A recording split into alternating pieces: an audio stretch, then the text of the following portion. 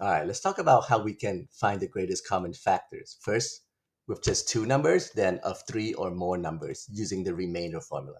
So this is the basic version. I have two numbers, I sort them, I find the min and the max.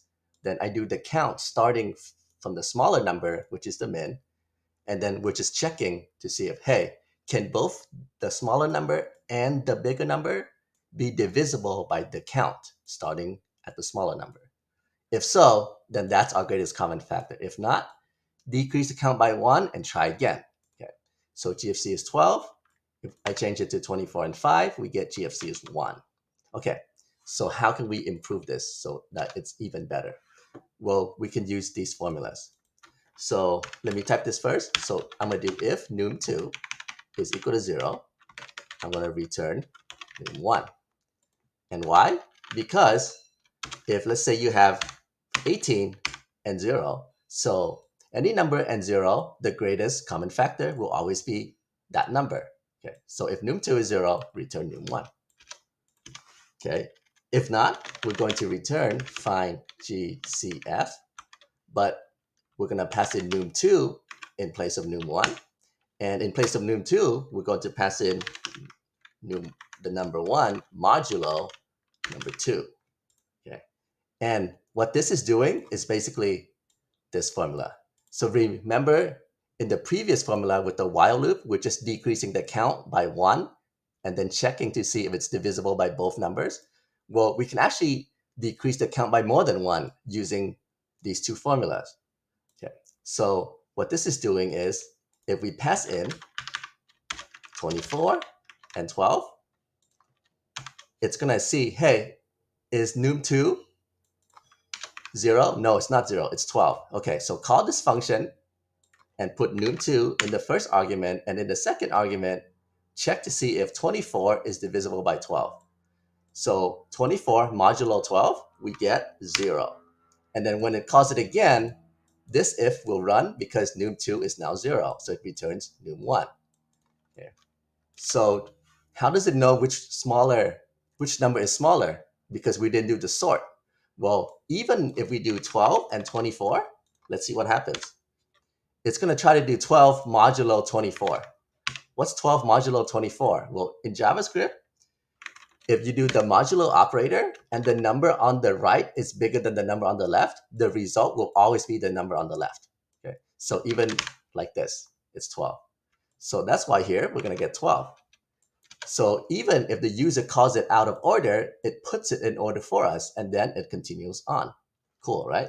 Now, how can we extend this for it to take in 3 or more arguments? Can we just do something like this? Spread operator nums up here. And then down here, can we just call it like this? Okay. All right. So if we test this, GCF of 24 and 12 is 12. If we add in a 6, it should be 6, but it's not. It's still 12.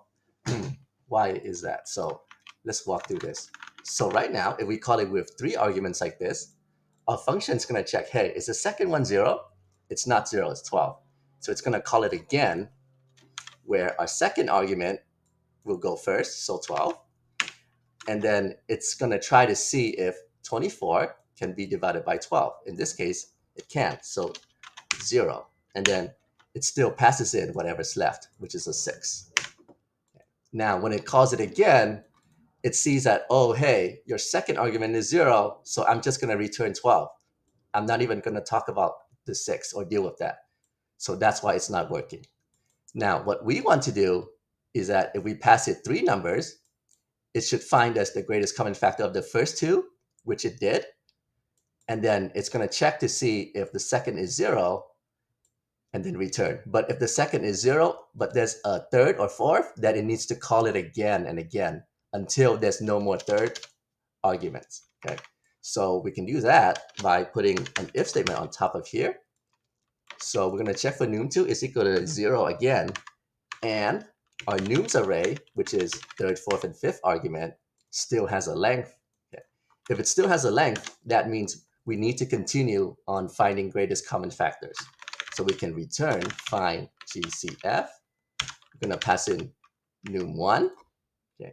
And for num2, we're going to spread in the rest of the arguments. So now if we do GCF 12, 24, 6, and 2, we get 2. Okay. If it's just 3, then we get 6.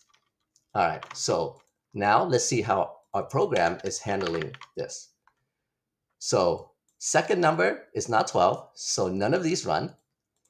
This recursive function will keep on running until we get the greatest common factor of these two, which will be 12 and 0.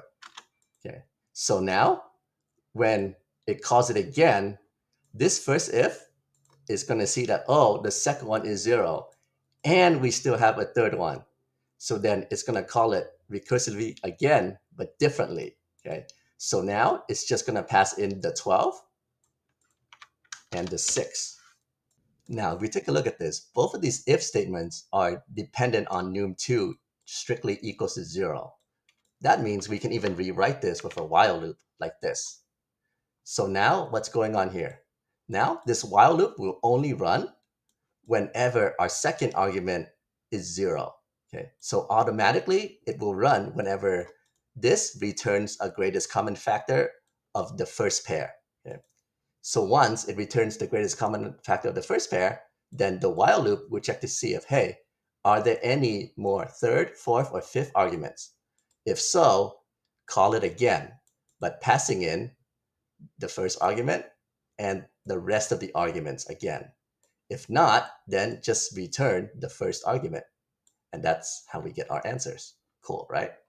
So now let's double check everything. 24, 12, 6. Yep, let's do 50, 200, 100. Cool, everything works.